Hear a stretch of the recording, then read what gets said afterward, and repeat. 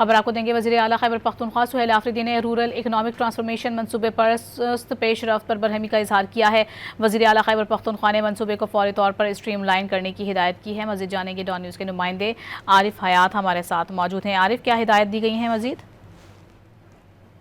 جی بالکل، یہ جو اکنامک ٹرانسفارمیشن پروجیکٹ کا اہم اجلاس تھا اور وزارت وزیر اعلیٰ خیبر پختونخوا نے کی، اس میں انہوں نے ہدایت دی کہ یہ جو منصوبہ ہے تو یہ صوبے کی تقدیر بدل سکتی ہے اور کسی قسم کی غفلت یا کوتاہی اس صوبے میں برداشت نہیں کی جائے گی۔ تمام جو سرگرمیاں ہیں تو ان کو ٹائم لائن ان کے مطابق عمل درآمد یقینی بنانے کے انہوں نے بھی ہدایت جاری کر دی۔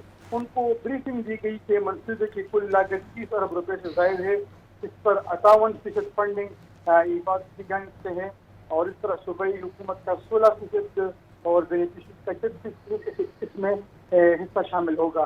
7 سالہ منصوبے سے 42 لاکھ سے زائد افراد مستفید ہوں گے اور منصوبہ زرعی کاروبار، ہنرمندی کے فروغ، روزگار کے مواقع اور دیگر جو پالیسی تصور مراکز ہے اس کو سپورٹ کرے گی۔ ایگری بزنس کے تحت 550 پروفیشنل فارمر آرگنائزیشن کا قیام اس میں شامل ہے۔ اسکل ڈیولپمنٹ جس کے تحت 7,000 نوجوانوں کو تربیت اور روزگار کے مواقع فراہم کیے جائیں گے۔ اسکل ڈیولپمنٹ اس کے تحت اب تک 20,000 نوجوانوں کو تربیت فراہم کی جا چکی ہے۔ جی بہت شکریہ آپ کا عارف۔